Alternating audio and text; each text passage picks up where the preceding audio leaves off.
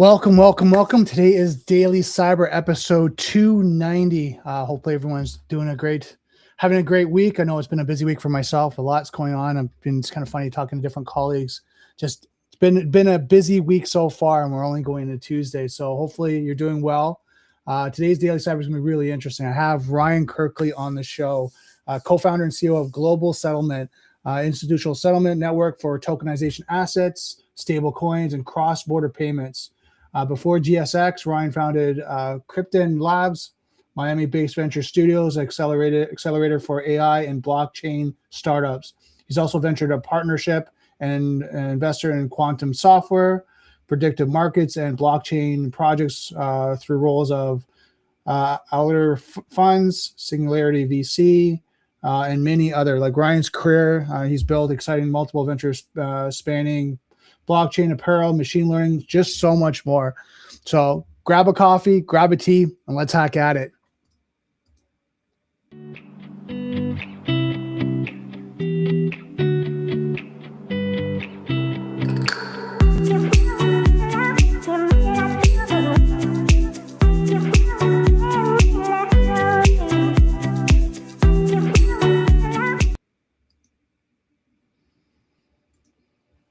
Good afternoon, Ryan. How's things going? Doing great. How are you doing? Not bad. Like I said, it's a busy week. I'm sure you've been having one. We were talking a little bit before. Always. It's there's never a day off. So how's your week been going so far? It's been good. I mean, I think it's been a very hectic week in general in the crypto community, off of some cybersecurity attacks that happened over the weekend, compromising major liquidity flows and risking, quite frankly, the market. And so it's been very busy for everybody, and a lot of people at banks and institutions calling to see just how exposed they are to kind of what's occurred this weekend. So let's talk about that, because I know we are just briefly talking about that, about kind of security in the market. Go through that compromise. I know we kind of briefly talked about it. Like, what was the impact? What really happened? And some people might know about it, some people might not. Yeah, so I mean, to give it kind of a short synopsis, what happened this weekend was $290 million was drained over a compromised verifier on the it was on Kelp DAO, which is part of the Avalanche ecosystem. But more importantly, it happened via Layer 0, which is the bridge that is basically connecting all of the different digital assets, all the digitized stable coins, currencies. It's it is the most used bridge, if not Chainlink, but the two are neck and neck. And to see this occur, where we saw RPC infrastructure fail, which is the actual validator, creates a massive loss of trust, and we've seen massive amounts of liquidity exit the DeFi ecosystems overnight off of this concern. Right. Now, with that, was it actually like a 0-day compromise, or was it a misconfiguration? Yeah, so it will remain to be seen. Is the correct answer, right? This was unusual even for crypto standards. 3 different parties, all 3 blamed each other. That said, is what we do know is that this was a long coordinated attack that has taken place over 5 years, essentially. Oh, wow. In terms of its original setup time, but it was a RPC node in the Layer 0 infrastructure DVN that relies on the swapping of like the binaries that ultimately was the failure point. And so they had 2 bad nodes. Whether or not that means their entire ecosystem is facing compromise, or just the targeted ecosystems facing compromise, it remains a little bit to be seen. But so far, the answers that have been given publicly have led to a very large downstream risk to occur until we have better answers. Okay, yeah, because I was reading just before we got into the stream, because I remember you mentioned just before, and I was trying to catch up. They were saying the Kelp DOA didn't had a single point of trust. There was potentially a denial of service attack, and as part of this attack, which then interfered with the communication, I guess the handshake, right, at that point. And then the attackers manipulated that and fraudulent cross-chain transactions. So that's what I was reading, right? So I don't know how accurate that is. I think kind of cut through. What happened is they for purposes of the conversation, poisoned two of the validators, and then they used DDoS attacks, basically overwhelmed the rest of the validators, right, until they knew that this would be routed between the bad ones. Right. And so why this is something that like, and not to blame names, but like why something like a layer 0 or any bridge protocol really can't escape this is this idea that as soon as you're using a bridge, that third party custody of assets comes into play. Right. And there's just this massive vulnerability because what they did was it was a coordinated DDoS on the whole infrastructure to make sure that the isolated bad nodes or bad infrastructure was able to come through. Now, I will say is, hey, layer 0's terms of service, docs, etc., do highly suggest that these things should be operating in a different manner, Right. i.e., they want to have multiple failure points, things like that. So, layer 0's response is, hey, not our fault, but at the same time, it is the core vulnerability of layer 0. They could have multiple failure points if they had multiple bad nodes. That Right. would fail. So in this conversation, to kind of going that, one of the things we were going to talk about was like the gaps in the current security models. Is this a current gap that is known, or is this like a 0-day no one was aware of it? Yeah, so I would say there's been a few of us shouting from the rooftops for a very long time into an empty void. Right. And it's on the concept of bridges, which in crypto is how everything moves. And candidly speaking, they've always been a vulnerability. Because layer 0 and Chainlink had such high success in the early days, it's been really hard to broach that industry from a, hey, we're coming in to change how this operates. Right. Zero proofs provide quite a bit more safety. The idea that you could have attestation or direct read write without touching the asset itself means that there's never a third party vulnerability. And I think ultimately that's the structural vulnerability of a bridge, is that it's external trust consumptions. Okay. It leaves a single point of failure in that transaction, even if there's a million internal rings that should stop bad actors or stop poisoning, etc. But it's still a config level of point of failure, right? So how would they improve this? So for us, I mean, I do run a company that says, hey, all bridges are bad and there's no such thing as a safe bridge. Okay. And so for us, we look to basically creating direct fast pass corridors, like we call them Concord lanes, that allow for trusted institutions, so private blockchains, to directly read write to each other by verifying through like an identity account field, etc.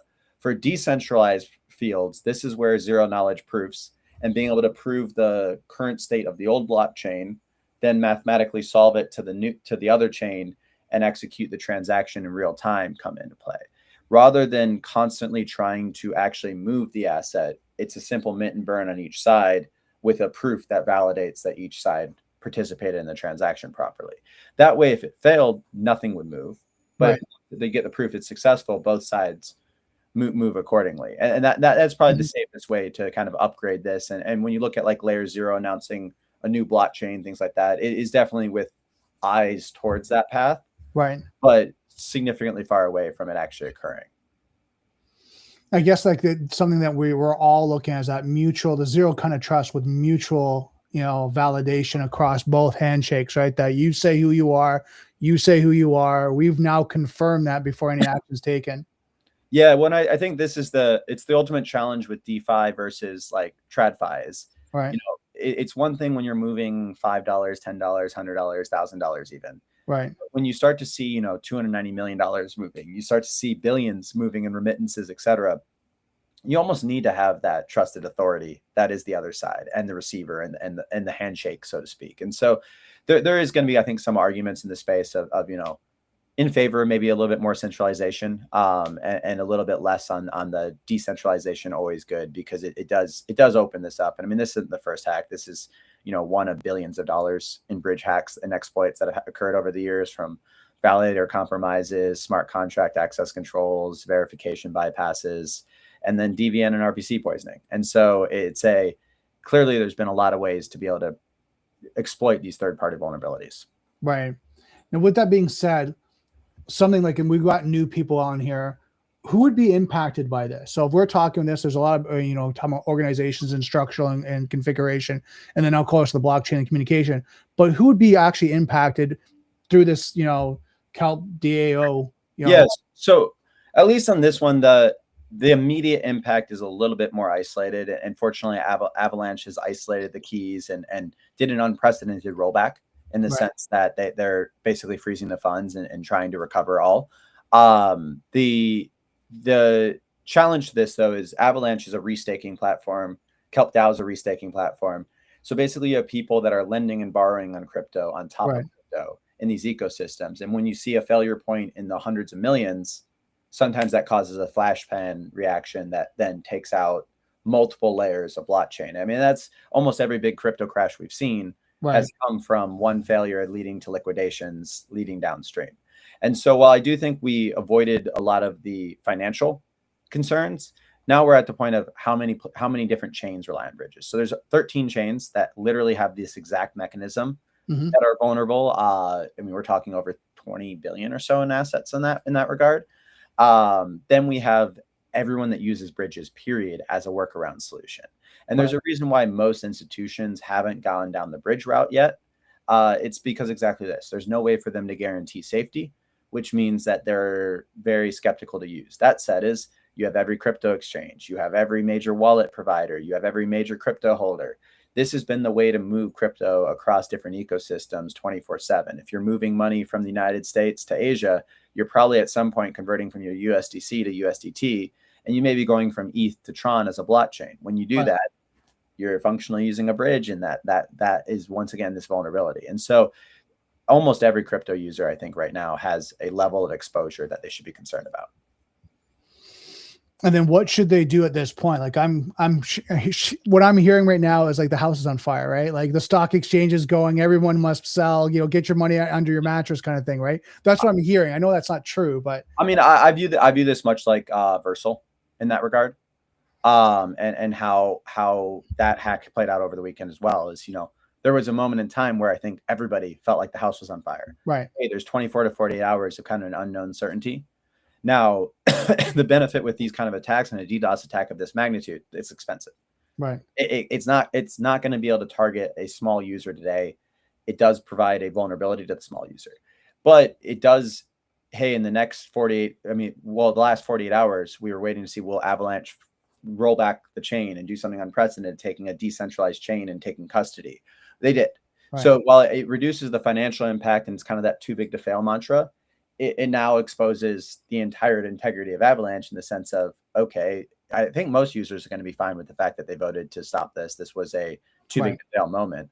But in the other sense is, hey, that goes against the core ethos of crypto and the DeFi culture. And so, I think House is slightly put out in the sense of immediate concerns, but for a lot of blockchains and a lot of organization groups and financial entities, it's a big concern right now because moving these assets now, if you're moving large sums, you have to be pretty concerned. So now my question comes down to, and we'll talk a little bit about this later, is the quantum aspect of this now, because I'm having conversations how quantum computing, especially on the threat actors side, now can be exposing more vulnerabilities, faster DDoSs, and now the impact can be now 10 times 10x, right? So you get a DDoS hack that takes maybe a month to execute, you might be talking about hours, right? And then it's distributed across multiple systems, and now you're getting all this while they're now going through reconnaissance, looking at vulnerabilities, testing the exterior, like doing all that, all like within real time. Exactly. Well, and I think we went from the moment of originally it was 500,000 qubits required to break kind of this crypto epileptic curves. Now it was 1 million, and then the latest Google study is now looking at under 100,000. Right, and that's when everyone started to panic because we've had demonstrable commercial grade achieving 10 to 20,000. Right. And we're talking breaking the entire encryption of, DSA and RSA, right? Like once you're into that world, it's okay, where can I get maximum financial gains? And that comes into crypto. Right. If I was a bad actor, I'd be opening up old wallets constantly right now. I wouldn't even be worrying about DDoS attacks. I'd just be breaking chains if I had a quantum computer. And so I think that's the concern right now is we're seeing a lot of old wallets at 4 to 8 a quarter now randomly activate, randomly sell into ways you wouldn't expect them to sell, whether it's going into kind of the money laundering type of chains or exchanges, or it's going through traditional North Korean routes. Right. It's getting a little concerning in that we're seeing a lot of these start to wake up, and it's been happening over the last 6 quarters. And so there is some arguments to be made that it's already here. And I certainly think when we start to look at the number of major attacks we're at an unprecedented 3-month stretch of cybersecurity attacks. And maybe it's all just, hey, it's just they're getting better and like AI is making it easier. But I have a feeling there's probably a bit more powerful processing happening somewhere. And we're seeing all these attacks focused largely on data and not financial, which tells me it's AI training models. And that gets into geopolitical conversations. And Right. if you're a quantum computer sitting behind something somewhere is quite likely. Well, I think it's also the testing ground, right? It kind is. of put it in context. I think it's the testing ground to see what they can do and how can they compromise. Especially, I come from an IR background, so it's kind of looking at how can we compromise like the typical commercial business right now, from anyone from mom and pop shop to Fortune 100. We're going to start testing our phishing campaigns, business email compromises, and network intrusion, things along that line to see how far we can go. Right? Yep. And don't get me wrong, like I've had several people on the stream and we talked about like nation states and the backing, the financial of like having them as your backers to support the infrastructure the threat actors have, right? And then I know from threat actors kind of going through it, like the millions and millions of dollars they make in ransomware events, right? So you can kind of look at, they have the financial backing, they have no restrictions. They're not like the security people of us where we have budgets, we have processes, we have compliance, we have managers, we have organizational structure. They just kind of go like, it's like, okay, we need to get this tool, this application, let's go, right? Who has it available that we can use? Absolutely. And so from an availability standpoint, the answer is pretty limited. There is, 3 chains out there that I would say are actually quantum resistant. And there's a lot of people that claim they are. So, I mean, to start with, I mean, it's the NIST PQC standards is a good next step. So crystal lithium signatures or MLDSA, that is necessary. Now, most chains can't support it, whether it's from a mathematical standpoint, a block size and how much data has to be transacted, or it's simply how they structured their blockchain before. And there's a lot of really uncomfortable conversations about this. I mean, Bitcoin, I have reviewed probably 30 upgrade proposals. I've yet to find one where the math around the quantum actually works. Okay.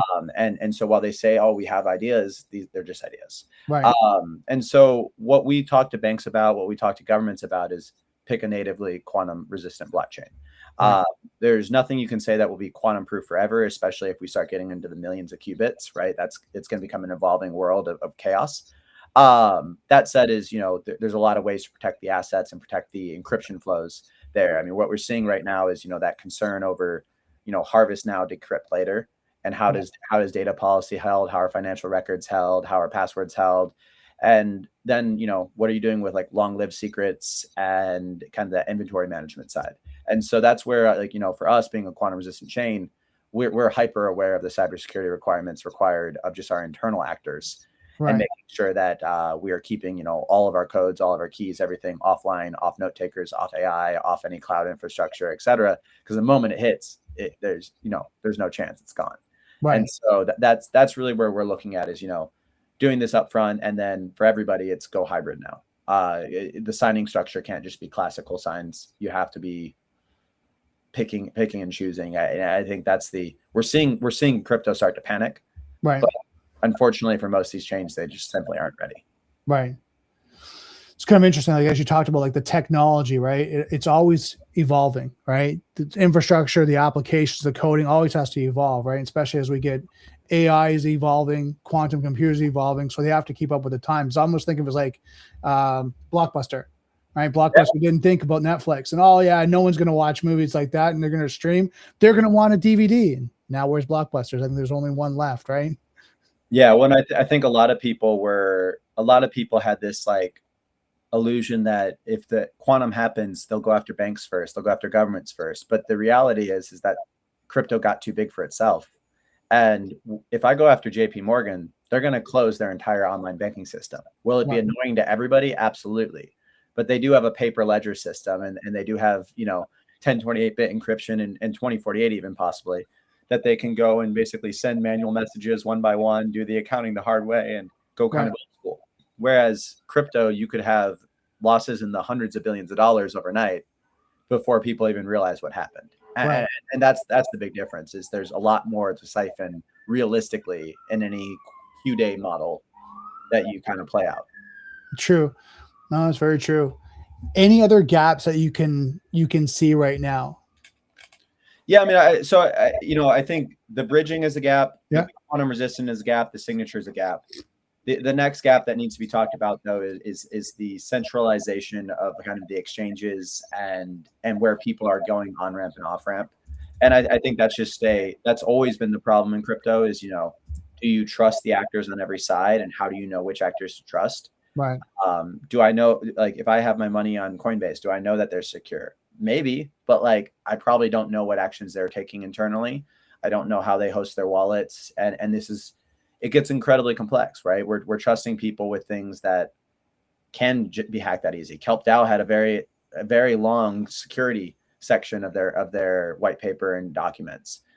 Did people read it? Did people realize there was a single point of failure? Maybe. Right. Did they understand it? Yeah, I mean, most users are not going to be as complex to understand this. They're not going to understand, what type of signature is most resistant. They're not going to understand, the gate of the system. They're not going to understand which chains support rollbacks and don't. From like, do I keep assets on? And then there's the governance conversations. Like, if Bitcoin got hacked tomorrow and you needed to roll it back, you need 70% of people to validate that they want the rollback. Right. That's the miners. The miners may not be holding any Bitcoin when this happens, though. Why would they want to roll back? It would destroy the integrity of the chain.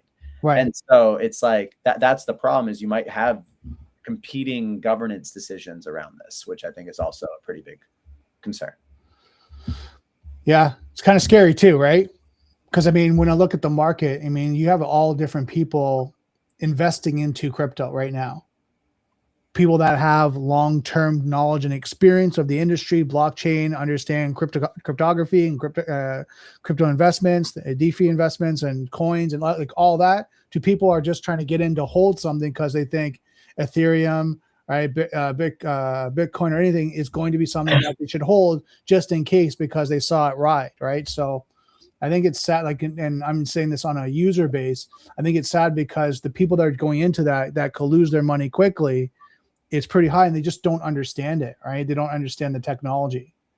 It's they don't understand the technology, and even more so, you start getting into these, RIAs and retirement accounts that are managing this, and it gets even really scary, just in the sense that you're now having actors on actors exposing people to things. And I doubt, a mom and pop that worked for 40 years is asking their Kansas RIA advisor specifically about how the crypto is being held inside of the vehicle they invested in.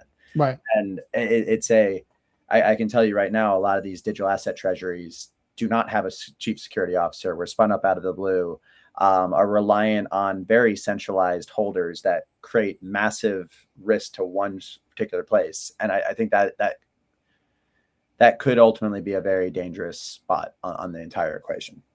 Well, I think the one challenge too, onto your point, is you don't know who you can trust. I was talking to someone online just recently, and they were saying, hey, I know an investor, and they you can take your crypto and go to them and they can invest and they'll run with it and all that. I'm like, red flag, like already, right?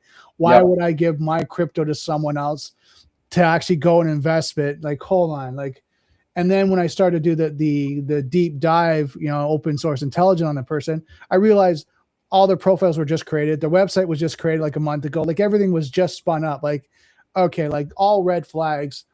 Who's this person? And you kind of see, like, I was watching on their social medias, cars and bling and things along that line. I'm like, yep, no, not even close, right? Like, and then the one thing I want to say to people that are watching this, like, you got to do your due diligence.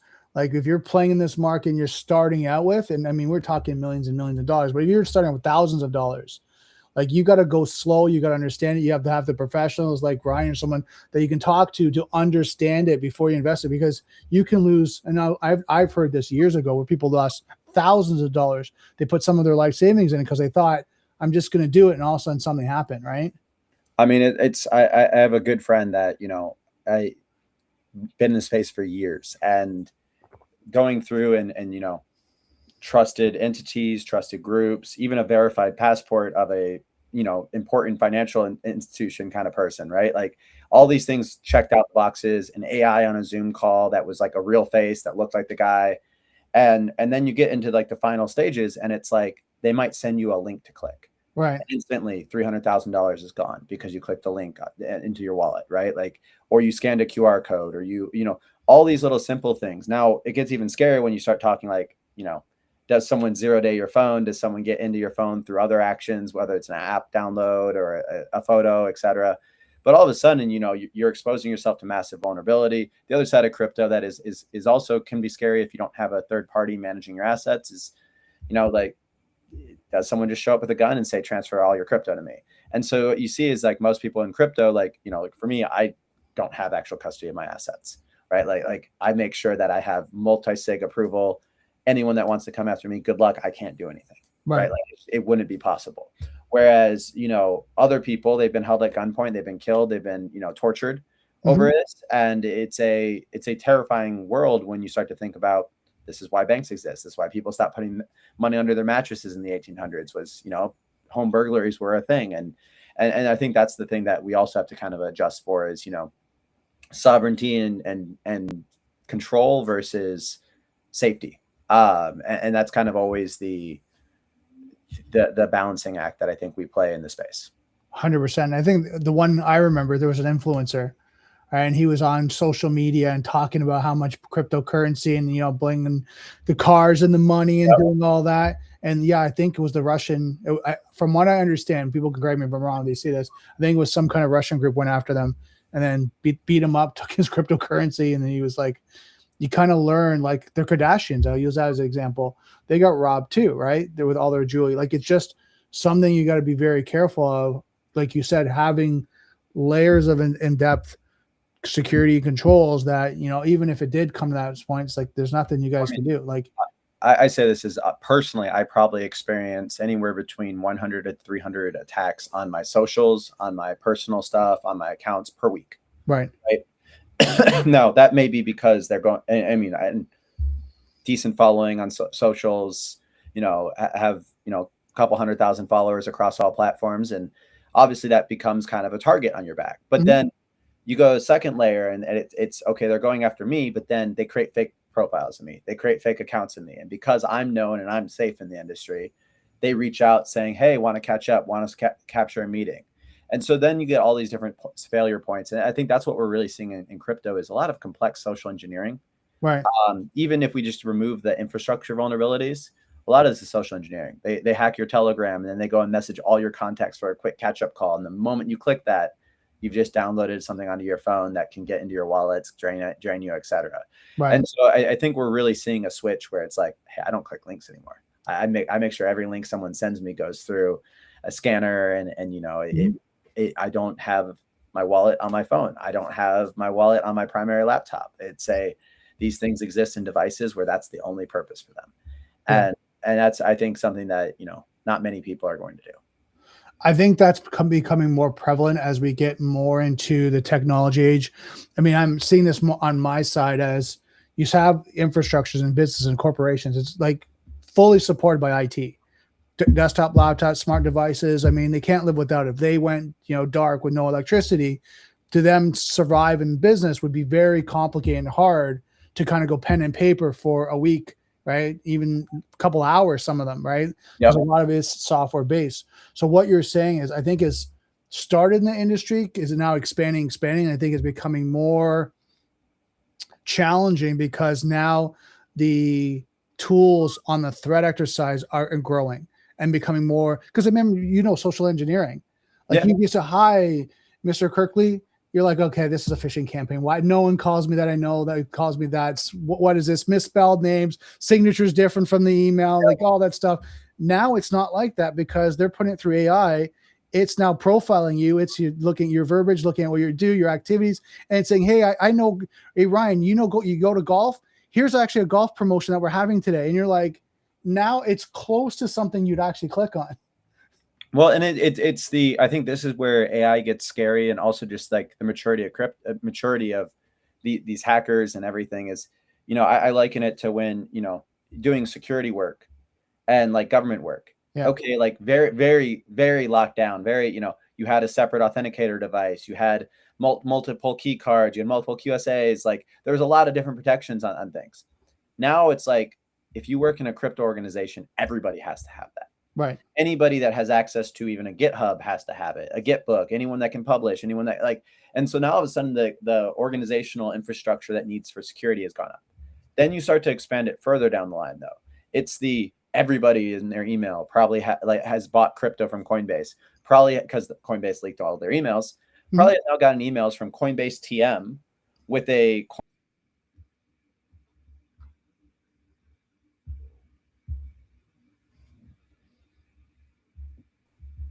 to log in, click here. Yeah, there you're right. You just dropped for a second. Oh, sorry about that. That's okay. But where did I drop out at? The Coinbase TM. Yeah, so they get a very real looking email with a domain match. It hits the main inbox and it's click to verify your login credentials. And if this wasn't you, report that someone else is attempting to log in. And the moment you click it, you're gone. Yeah. And it's like that's the kind of thing that we're seeing is AI has just enabled very smart actors to spend a lot of money going after people at even smaller dollar values. And Mythos is particularly terrifying about this. I would actually say the opposite. I think that's not very smart one. I think they're making it ones that are script kiddies easier to now do it. Because again, the guys that were smart had this down, had the profiles, did the open source intelligence, had the profiles created, knew the attack vectors. Kind of now it's like, hey, I get an attack package. Hey, I want to hack company ABC. Who's the CEO? Tell me that. Who's the best to go after? Go AI, and it gives you a whole profile and attack. Well, I think it certainly adds to the dumb hackers' abilities, but I think even more importantly is the smart hackers' abilities become 10 or 100-fold. Right. Agentic AI allows for 24/7 attacks. You can literally program AIs now to run DDoS for you rather than you having to manage it. Now, all of a sudden, you can have 40 devices simultaneously running different types of attacks. You can have, I look at our company, every time I hire someone and they post on LinkedIn, within a day, I have 20 emails in my spam saying, change my banking details, please. And it's like, it's that kind of stuff. Like that didn't exist before. Right. Now with AI, there's just programs that automatically run and they send out the phishing campaign, et cetera. Yeah. News is I think it's going to make us a little bit numb to it in the sense that we start to like just any of this stuff over email and over text becomes, persona non grata. Right. Anytime I do bank transfers or even crypto transfers, it's a Zoom call minimum or in person even if we can. And we make it done that way. And so I think that's where we're going to go is, there's going to become an era of, I think, in-person security, because that's going to become kind of the next major gateway. Well, are you concerned? And because you mentioned Zoom calls, are you concerned about deepfakes? 100%. A great example, actually, probably one of my favorite stories in crypto, in my crypto lore, is I was working at a large crypto fund, very well known to be able to broker some large movement of crypto. This was 2022. Michael Jordan had just sold the Hornet. 23, one of those years, but Michael Jordan had just sold the Hornets. And I get an outreach from a friend of a family office. He reached out to my friend. My friend introduced me, knew the friend for a long time. And the profile had been around for 12 years out of Europe, major family office group, and was like, hey, we have a group in Atlanta that is looking for Bitcoin. Any chance you guys know anybody? Atlanta group comes in, and then all of a sudden, we go through 4 or 5 meetings, much negotiations, start to figure out, okay, I have an idea who this is. Get on a Zoom call. It's a deep fake Michael Jordan. Right. I mean, and you would have thought everything was correct at that point. On a Zoom call, you might never see my hands. It's not weird that I'm like just shoulder length and my face being showed. 100%. And so we got all this, we got the passports, we got, all this information. And it wasn't until the very end, famous person, I saw a birth date that was wrong. Right. It was off by 2 years. Now, fortunately, because I'm a fan of basketball, I noticed this. Right. We were 30 minutes, maybe at most, away from sending almost $100 million as a first tranche. Right. Had negotiated, had escrow at a bank, but like, who knows how they were going to get us in that interim, because we had protection set up, but maybe they had a bad link, maybe they knew they were going to route it through a bad wallet. Yeah. Anything, but it's that's only going to get worse. Yeah. That was 3 years ago. I can't imagine what's happening now. Oh, and with the AI video creation editing tools, yeah, it's pretty crazy. It's nuts. I mean, it's I can make social media posts where no one knows it's AI at this point, and like that's crazy, right? I could be at every single major event in the world and you wouldn't know. Yeah, I remember watching one when they first had TikTok. They had the troopers from like Star Wars. They had like the gorilla, like all these ones, and they were funny, right? They're kind of doing their logs, but they were funny. But I was like, this is AI. I can't imagine where this is going to go. And then I heard there was a couple meetings that people came in and they were AI, and they got they were deep fake, and people were talking about transferring money and things like that, like you're talking about. And unless there was a few call outs that they made that that person didn't know, and then he knew right away. But like you said, they were 20 minutes into the meeting. Like, I mean, you're almost at the point now where if you're doing a virtual interaction, you have to say, show me your compute screen, right? Like I need to see every application that's running. Right. I think that's the short-term answer, but even that can be faked. And so it's like, as we get to this point, it's getting to the point where, just like coding interviews where you're always worried about, is someone using AI or tools behind the screen to fake that they know how to code? And, now we have applications and software they download. So they go in, but they don't want to download it in the first place because they're scared that we're going to hack them because we're a fake company or something. Right. Right. And so you're getting to this point of just trust on neither side has trust. Right. The proof of humanity is going to become a really important thing. I mean, that's one of the things like we're building right now is an identity solution that quite literally is proof of humanity across ecosystems, because how do I prove that I am the human that I say I am? And how do you know? And what are the factors? And like that's going to be really, really challenging as agentic AI really takes off. Yeah. I mean, I can see it. And I think it's concerning right now. I think most companies, if they're not keeping their ear to the ground right now about quantum computers and AI and how it's doing, I think they're going to have an event, and then it's going to be like the house is on fire. Now they have to change everything. Like now it's to the point where they could have done it strategically over month to month. Every 18 months started to build out the security, the controls, look at higher levels of quantum encryption, things like that. But then it's going to be an event, and then they're now going to go, what do we need to do? And some security company is going to come in and say, you need to spend all this money, you need to do all this. And they're going to go like, how do I do that? And the reality, if there's a Q-Day event, you don't have the time to upgrade. Like let's say banking, because blockchain's my world. Let's say you built on a non-quantum resistant, and I won't name names because I don't like calling out competitors or anything, but you built on a non-quantum resistant blockchain, right? The reality is it goes down because of Q-Day. Right. Quickest upgrade timeline for any blockchain is 90 to 180 days. You can't wait that long. Right. You're exposing yourself and all assets at the entire time waiting until that goes back up. Right. So you're going to rip everything out and do a migration forced to a new chain overnight.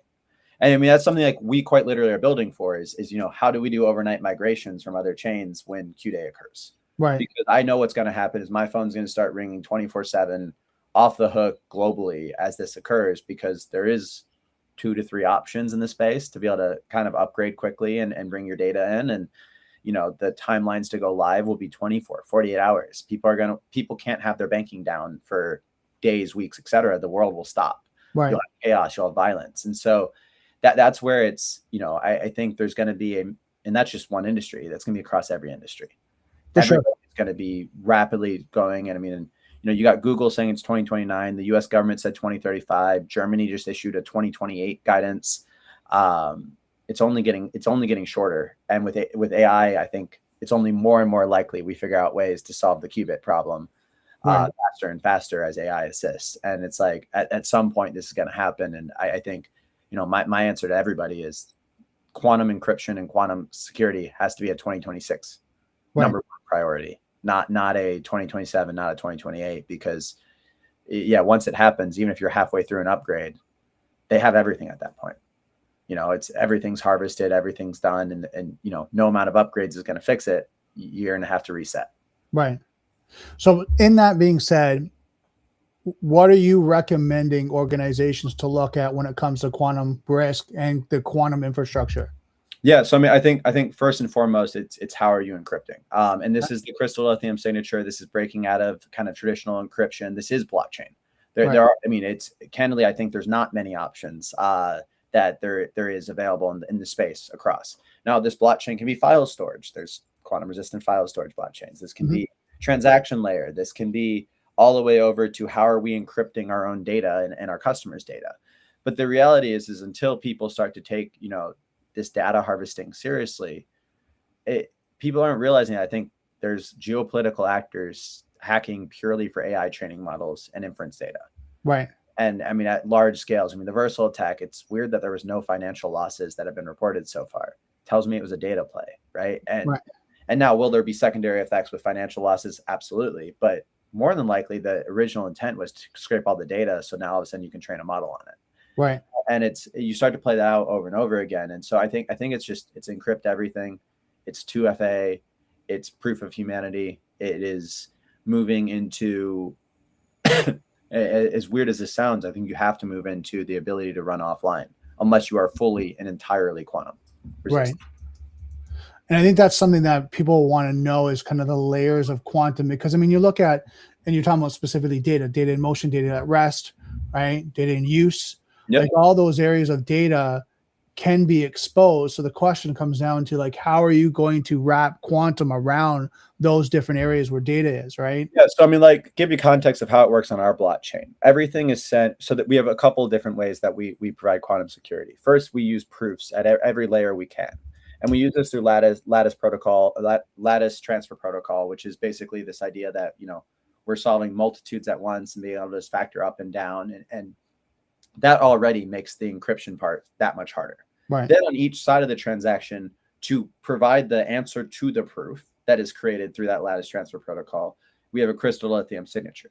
Now, crystal lithium signatures are estimated to be safe up to right now around 200,000 qubits. Now, okay. Again, everything's a guess until we actually have it and are able to test.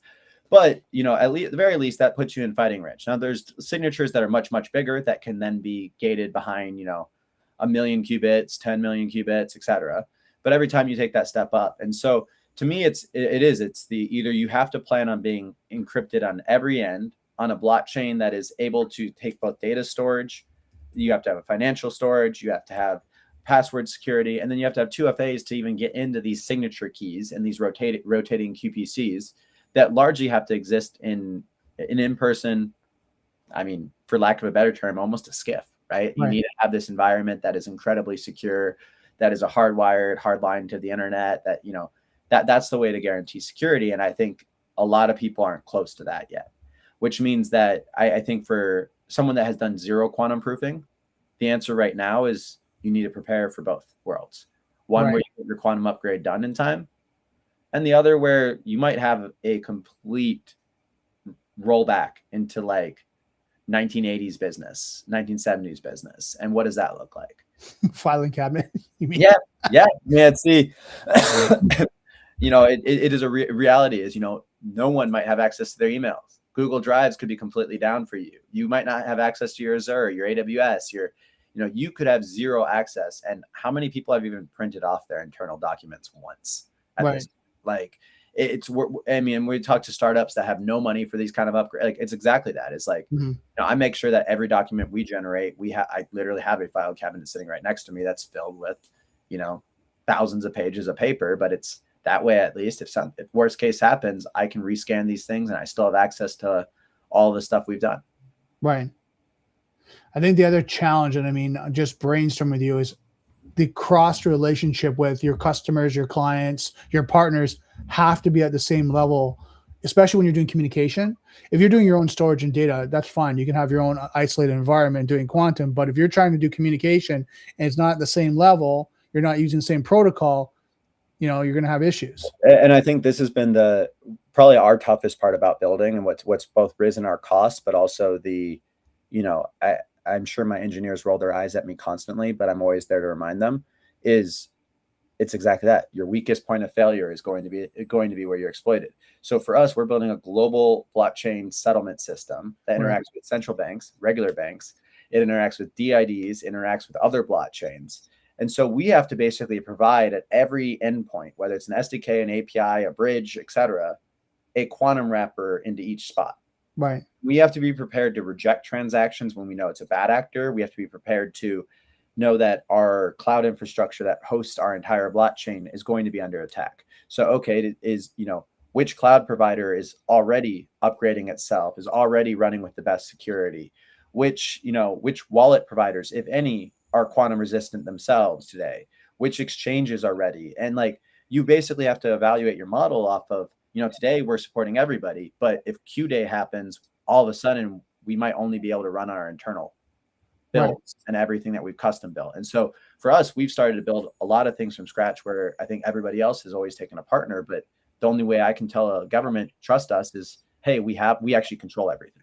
Right. You know, if this happens, we are the point person. We are that decision matrix to say, can we upgrade and improve this overnight?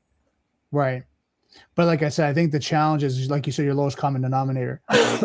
Yeah. We know big organizations, government, and also banks can move slower, right? They're not as fast to go to the innovation. And I get it, because it's the analogy of, a big ship. Well, Right? it's also the cost is like, for a startup like us to build everything quantum resistant day one is pretty easy. Right. For Google or Amazon to upgrade their packets to have a quantum encryption on every packet that's pushed, that's going to be really, really expensive. And we're talking tripling to quadrupling, in many cases, the entire server cost load. Mm-hmm. And so that's now all of a sudden you're fundamentally changing business mindsets. You're changing how business is done, and you really have to reapproach in a way that I don't think many people are prepared. And so, like, I think you're going to see a lot of the big providers, not that they weren't ready or not prepared for it, but more so that they're going to wait till the absolute last minute to flip the switch, because it represents such a fundamental business switch. Well, like you said, there's going to be a cost. There's going to be management and supporting the infrastructure to be able to maintain that. Like, I agree with you. Like the extensive costs, right? Resources, technology, servers, things like that. The bandwidth, right? The network bandwidth on top of that, like all that. But then you look at Google. If they do that, how many people do they impact of their customers that don't have that? You and I were laughing on, like, my MacBook Pro is a little bit older, but imagine they did that to me tomorrow. Yep. And my MacBook Pro couldn't support that. Well, now I'm not able to, and I don't use Gmail, but we'll say I was using that. I couldn't get into that because now I can't have it because my system doesn't support it. Well, now I'm dead in the water when it comes to email.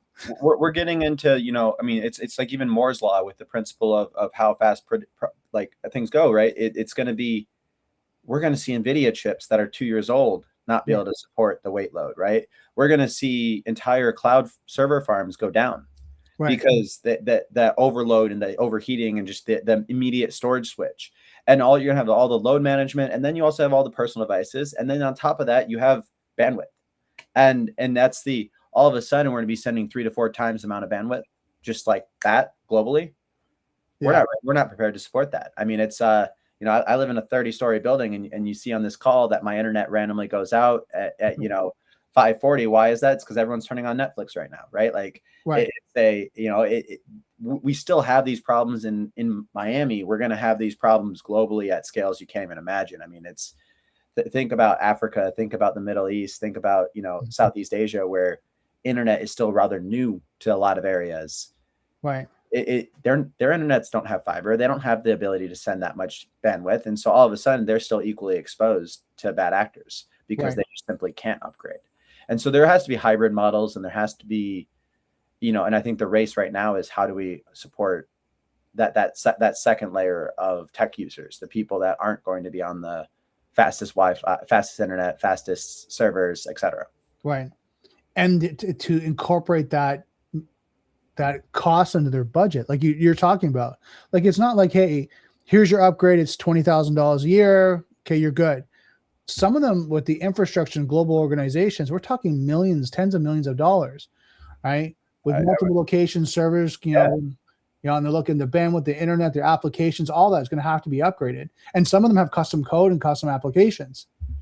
Well, and the other side of this too is, I mean, we're in an era where the mega corporations are more focused on the shareholder value, right? Which means they have every incentive right now to push kick this can down the road as much as possible. Right. For the bank to upgrade it. I mean, I've run some numbers with some large bank institutions.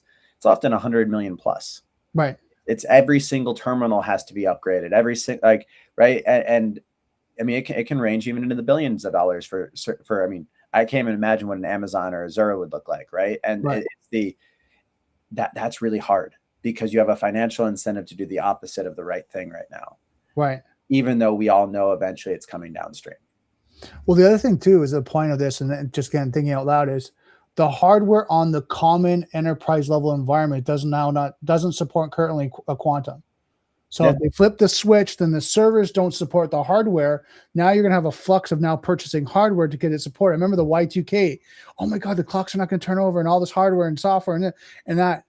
I'm seeing that now, even with our challenges of monitors, laptops, all that, and the procurement of it. I was talking to organizations doing a refresh, and it's taking them anywhere from 60 days to 90 days to get hardware in as they're doing a refresh. Now, imagine now they have to refresh everything again.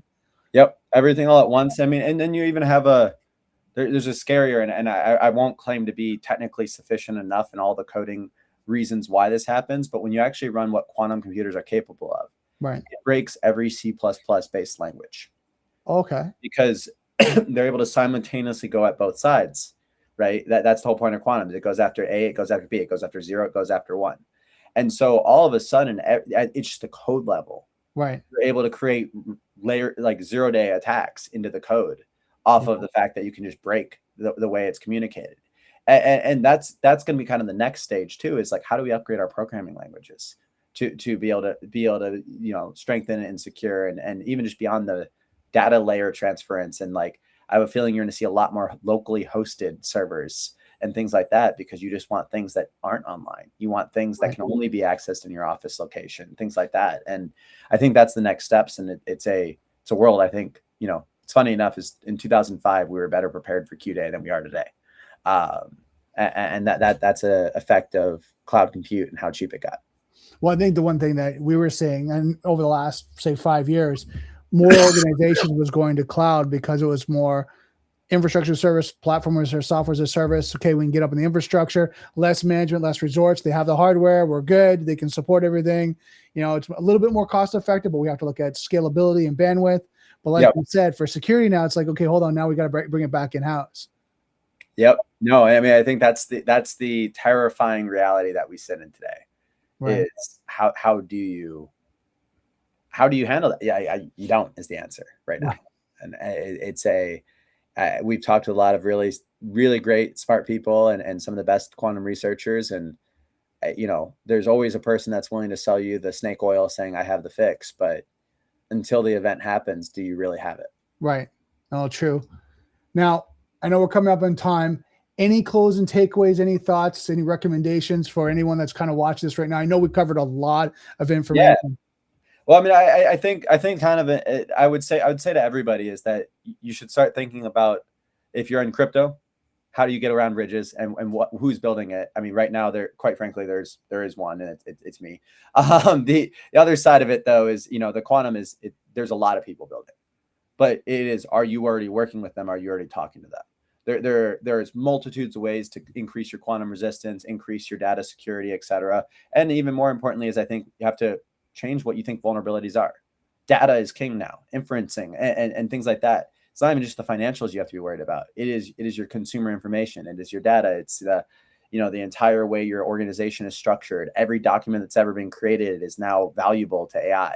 And so I think that's where, for everybody, it's just start having the conversations today, not tomorrow, not 2 weeks from now, and really start to rethink your entire organizational structure. So what would be 3 questions you'd want to ask a partner to validate that they have a grounding in the solution that you need to? Because again, like you said, there's guys that are talking about, so I almost think as a marketing term, we have next generation, we have AI solutions, and we can do that. But when you talk to them, they don't got it. They're trying to figure it out too. So, I mean, I think it's hard now because AI has given everybody just enough words to be able to sound smart enough in the first few meetings. But the first and foremost thing I think it is, for anything that's blockchain or signature based, is what signature field do you currently have deployed? Not plan to have deployed, but currently have deployed. Everybody in the ecosystem now says that they're going to crystal lithium signatures. That said, is most of these chains can't support the increased block size, or it's going to cost triple to send a message between them, right? The second side is, I think it's what is your internal policies? Are you cloud service providers, things like that? What does this actually look like when things hit the fan? And like, how are we protected from our external auditors? And then the third, and I think the question to ask just in general is, okay, great. Why are you the expert? Right. It's like, for us, we get these questions a lot, and it's really easy. Is, hey, I've been investing in quantum for the last 5 years. Now, on top of that, though, is I've hired people from the places I've invested in, the smarter people, to come in and reverse engineer. And we've done the math, and we have, a white paper that has 80 pages of proofs of why the math works with certain quantum levels and how it operates. You can plug that into ChatGPT at this point, and it's gonna tell you relatively quickly, is the math gonna make sense? Right. You don't need to understand it yourself, but you need to make sure that you're checking to make sure that person understands it in the first place. And then the one thing to add to what Ryan's saying is that if you guys are looking at this, sign an NDA with that partner, ask them to have like some referrals and people they work with that are valid companies and organizations that they work with, that you can kind of validate, okay, is that person working with bank ABC? And then you have that talk and conversation. Again, they're not going to release too much information, but you can say, look, have they worked with it? Has a project been executed? Do you find success? What are some of your challenges that you've gone through? And then at least validate, okay, they're running some challenges, but at least those are acceptable challenges. But they are moving forward and where I need to get to, and they're the right partner versus, sorry, who are you talking about? Who's Ryan? What is he doing? Right. And it's also, I think one of the things I always say is like, this is actually one of the ones where anyone who's like, oh, we're quantum secure, don't worry. Right. That's the biggest red flag in the space. Yeah. Anyone who knows quantum right now is going to be talking about, well, how successful is this quantum computer? Right. How many qubits is it actually achieve? Because at our best guesses, there's a world in which we achieve 100 million qubits that can simultaneously run in a quantum computer.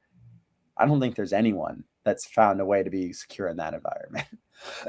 And hey, you know, I always like the vendors who are honest and say, yes, there's vulnerabilities to even what we do, and we know where they sit. Right. Which is awesome. Now, anyone watching this or listening to this, you can connect with Ryan on LinkedIn.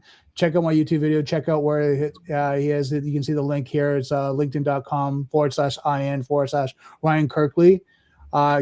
Check him out. Reach out. Ryan's an amazing guy to learn from. And then if you want to connect to his company, his organization, globalsettlement.com. Ryan, thank you so much. This was amazing. I know we covered a lot of great information. I think the one thing I found too is I think we've started to go to the future of technology and solutions again, where people are not comfortable yet. People you're working with, I'm starting to see that too. They're starting to get there, but it's like that. It's that trickle effect. Yeah, I know I should be there, but I don't know if it's right now. I don't have the budget. I don't have the people, the resources, the time, things along that line. So I think this conversation is going to help people move that needle this year. Absolutely. Awesome. Well, thank you so much, Ryan. It's a pleasure. Thanks so much.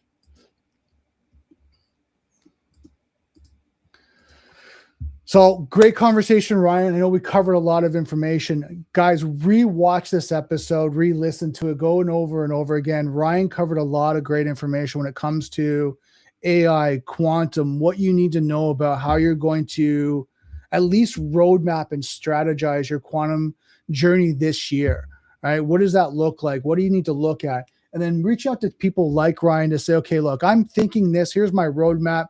Can you do like just a brainstorming session, you know, pay for Ryan's time, whatever that may be, because experts like this is going to drive you to a successful roadmap to get you to that next step where you're actually implementing the right controls, the right quantum solutions, the right processes that you need to help you stay protected, because you don't want to go down that road and find out that wasn't the solution I need, that wasn't the technology, it's not going to work. It's not going to work to where I want to get to. And experts like Ryan are the ones that are innovators. They're looking at, you know, even like I would say they're disrupting the industry and what they're doing. So reach out to Ryan, get some information. He's an amazing guy. I learned a lot from him today.